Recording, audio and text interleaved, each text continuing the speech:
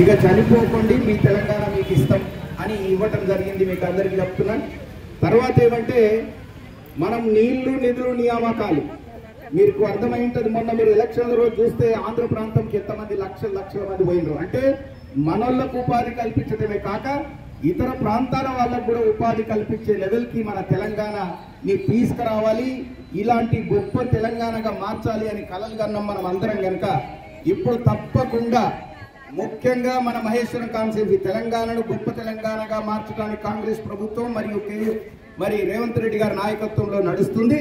ఇక్కడ మాత్రం మన నాయకులందరూ దీప భాస్కర్ రెడ్డి గారు కానీ, మేయర్ పారిజాతమ్మ గారిని, మరి మిగతా నాయకులందరినీ కూడా కలుపుకొని పోయి ఈ కాన్స్టిట్యున్సీని గొప్ప కాన్స్టిట్యున్సీగా మార్చాలి అనే లక్ష్యంతో ముందుకెళ్తున్నాం.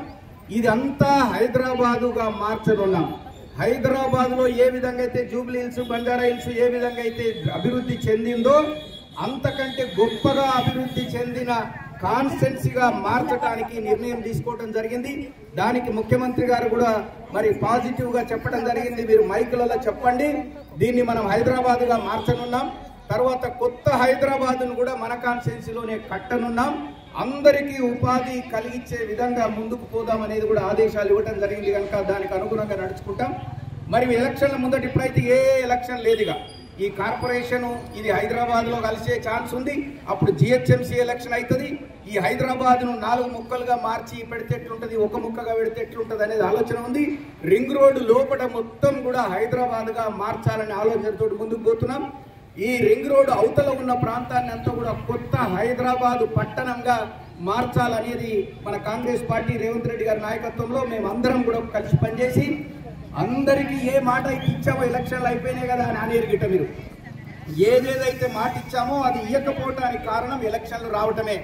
కనుక అందరికీ రేషన్ కార్డులు, అందరికీ పెన్షన్లు, ఎవరెవరైతే ఎలిజిబుల్ ఉన్నారో వాళ్ళందరికీ, ఏ అమ్మ కూడా ఇల్లు లేని అమ్మ ఉండదు ఈ కాన్స్టిట్యున్సీలు. అంటే ఇల్లు కట్టించి ప్రతి అమ్మ కొత్త ఇంట్లో ఉండేట్టుగా ఈ రెంట్కున్నోళ్ళు ఎవరెవరు ఉన్నారో అందరిని కూడా లెక్కలు తీసాం.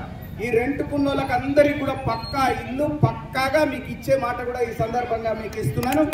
గొప్ప తెలంగాణగా మారుస్తాం, అంతకంటే గొప్ప మహేశ్వరంగా మారుస్తాం మీ అందరి సహకారంతో అని కూడా ఈ సందర్భంగా తెలియజేస్తూ, మరి ఇంకా నాకు ఈరోజు చాలా ప్రోగ్రాంలు పెట్టారు కనుక మొదటి ప్రోగ్రామ్ గోపాల్ రెడ్డి గారు నన్ను వీరికి రావాల్సిందే వస్తాను ఒక అరగంట.